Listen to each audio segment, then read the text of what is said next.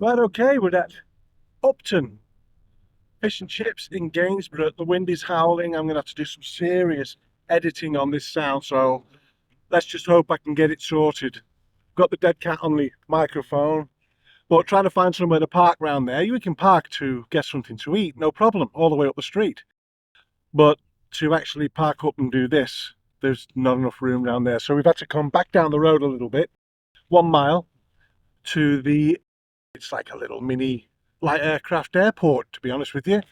We've obviously got farms around us here. It's supposed to be really good. It's coal fired, so I'm excited about that. Beef dripping. We've got scraps on here. We've got some curry sauce, some mushy peas, and it's their haddock. I've asked for the large haddock.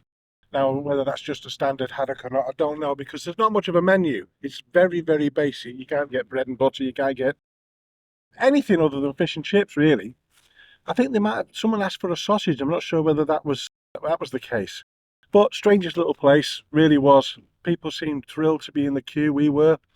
And it's one of only a few coal-fired stoves still working, I believe. There's one in the Beamish Museum.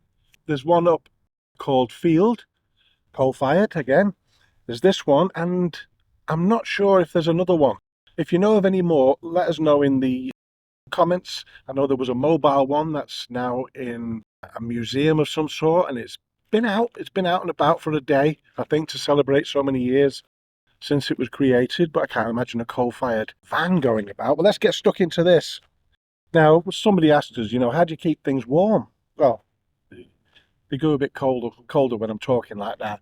But we have a hot bag in the van, and it has a hot water bottle in it, and it's all insulated, so it keeps everything warm. If there's any plastic, take everything out of the plastic so that nothing sweats.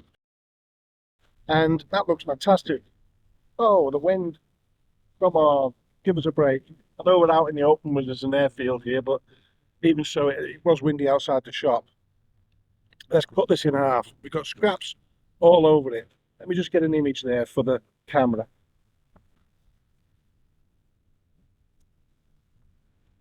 I'm going to go for the thick half here. Look at that. It's haddock with skin on.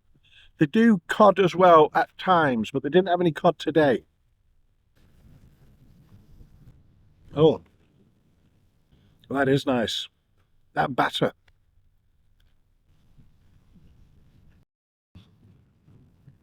This is also their secret batter. That really is nice, but I want to get stuck into these chips underneath here. They look like they come out of a freezer, don't they?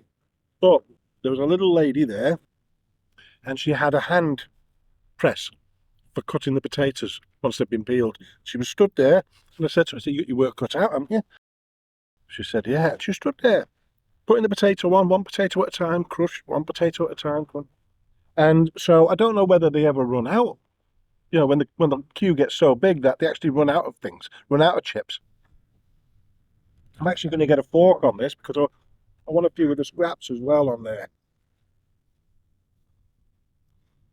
Those scraps have got to be some of the tastiest. I kind of wish there was more. There's some stuck on the fish there. Let's go with the chips. Now we're in Lincolnshire, and they only use Lincolnshire potatoes, they say. So that's nice to know, isn't it? Using the potatoes from where the chippy's situated. I like my chips a bit thicker than that, but they're really tasty, and I can understand why they're keeping them a bit slimmer when he's got such a big queue. Everything needs to be cooked quickly. I'm going to have a bit more of this haddock. It's got skin on.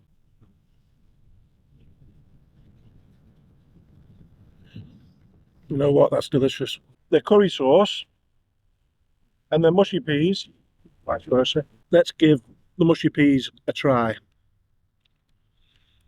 So like I say, you're going to have to excuse the probably muffled sound as I try to cut out a lot of this wind noise. It's quite thin, but delicious. Absolutely delicious. Let's try it on a chip.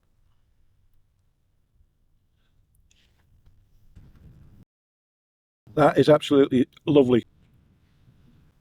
Now, the curry looks unusual, doesn't it?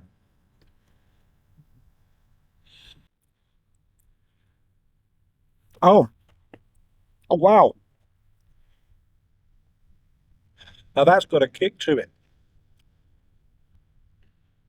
I like a madras. I like a spicy curry. That is a spicy curry. So if you don't like your curry too hot, if you like it really mild, I should say, then maybe this might be a bit too hot.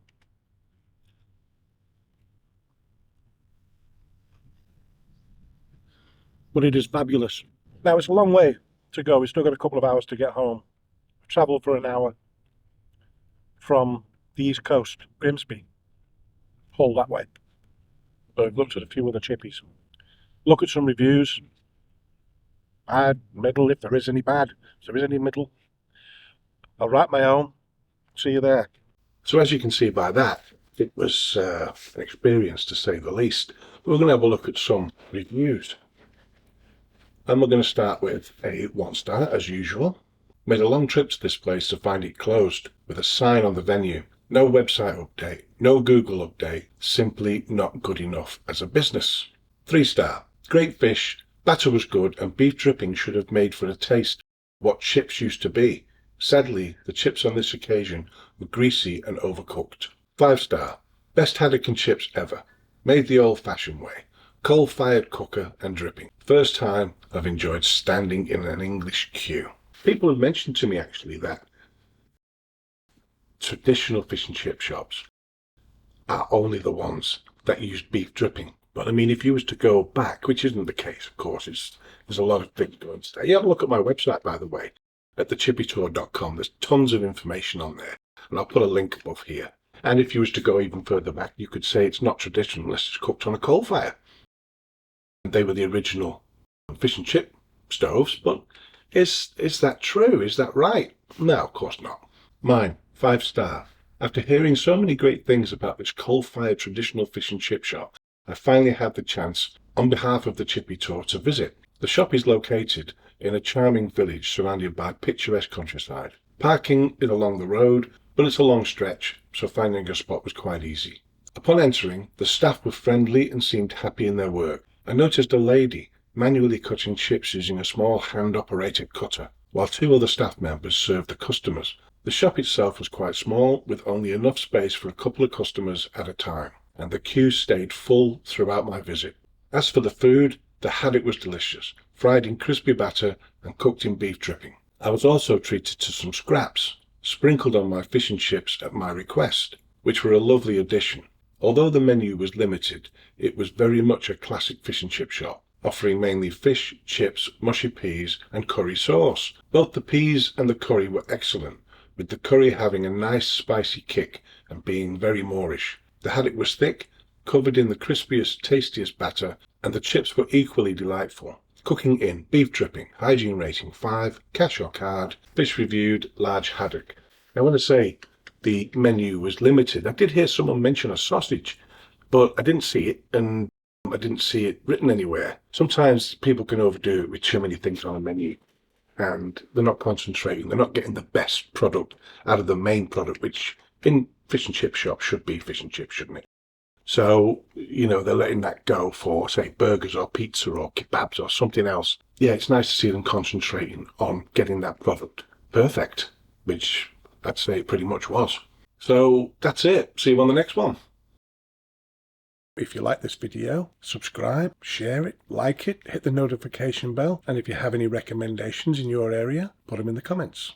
Thank you.